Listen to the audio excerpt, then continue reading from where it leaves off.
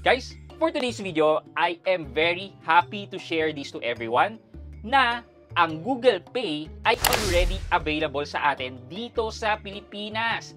Yes, you heard me right. You can now use your Android smartphone to pay for purchases by Tap to Pay using Google Pay. So let's dive right into that news today. Samahan niyo ako, pag-usapan natin yan. Sit back and let's discuss coming right up.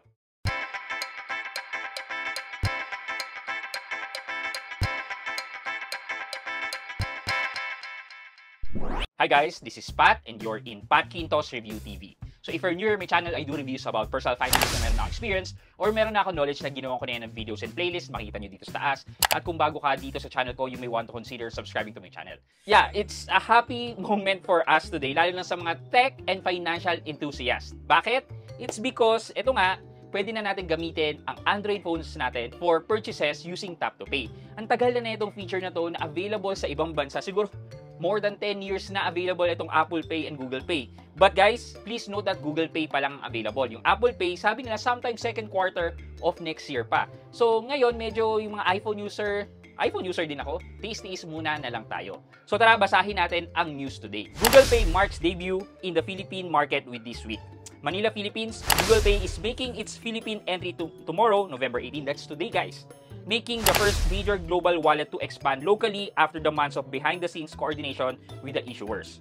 Industry sources told the Star that GoTyme Bank is in the first wave of issuers going live on Tuesday, although the bank has not made any public announcement due to an embargo set by Google Pay. Other participating institutions are also barred from making early disclosure. Medyo mahaba to, but siguro i-summarize ko na lang. In essence, there are a couple of banks na kasama dito sa launch today. Actually, kanina pang madaling araw, nagbabuzz na yung telepono ko about dito sa news about the Google Pay.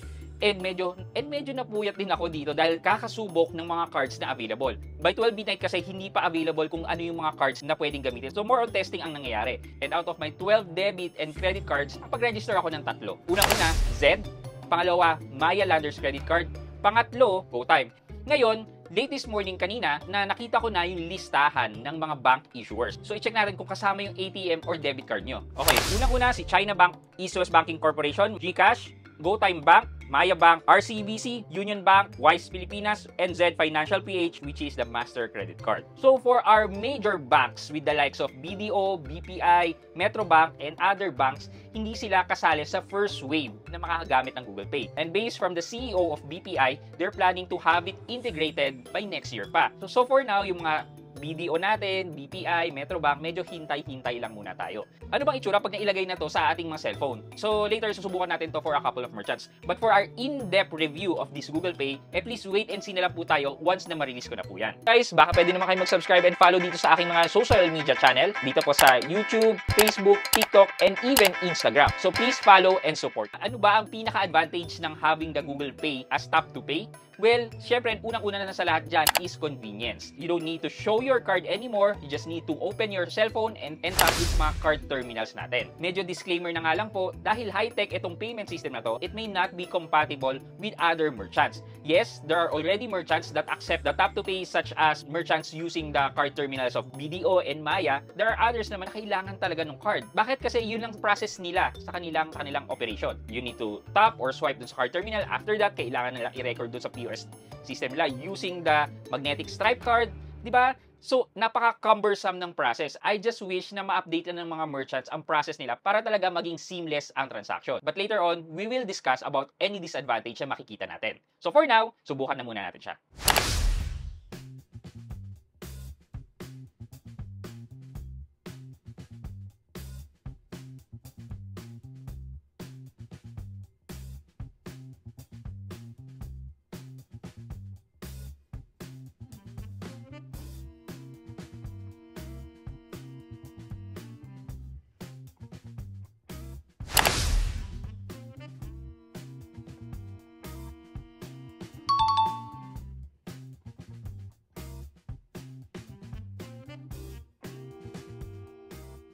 So, yan, nakita nyo, we are able to use Google Pay. For our question of the day, nakikita nyo ba na magkakaroon ng mass adoption etong Google Pay? Or magiging limited lang adoption na to dun sa mga may kaya at may maayos na cellphone? Ano sa tingin nyo? Let me know sa comment section sa baba at may chance kayong manalo ng 1,000 pesos sa ating weekly Gcash giveaway. Guys, before we end this video, malapit na po tayo mag 200,000 subscribers. And that is the next milestone na I'm aiming to reach. And based po dito sa analytics ko, mas marami pa rin po talaga ang nanonood sa akin na hindi nakasubscribe. Sana po tulungan niyo po ako ma-reach ang aking 200,000 milestone na subscribers. And once we reach the 200 milestone subscribers, magkakaroon na naman po tayo ng pa-cellphone giveaway or cash giveaway. Ano po bang mechanics nito? Well, kailangan nyo lang po sumagot ng question of the day natin, and then basically from this video na to, moving forward until we reach the 200,000 subscribers, mamimili po ako dito ng lucky winners ng either cellphone giveaway natin or 10,000 pesos in cash. So ano pa po ba ang hinihintay nyo? Di sumagot na po kayo ng question of the day natin dito po sa comment section sa baba. Yun lamang po for today's video, but before we end this video, mag-shoutout po muna tayo at shoutout kay Dayo or Dio C5R. Sabi po niya, naranasan ko na din po yan gamitin credit lalo na kapag 0% interest at wala akong hawak na cash. Mas reliable gumamit ng credit kasi 0% interest na 1 month or 3 months pa siyang walang interest. Shoutout po, matagal na po ako nanonood ng mga videos nyo here. More videos pa po. God bless. Kay Dio or Dayo C5R, shoutout po sa inyo. Thank you so much po for watching and supporting my videos. Maraming salamat po. I hope you like this video. Leave a thumbs up, and if not, wala nang problema dyan. Continue to support me by subscribing to my channel by clicking the subscribe button and also the bell button to subscribe para makareceive kayo ng latest notification sa lahat ng upload ko. Again guys, this is Pat Quinto and you're in Pat Quinto's Review TV. Bye-bye!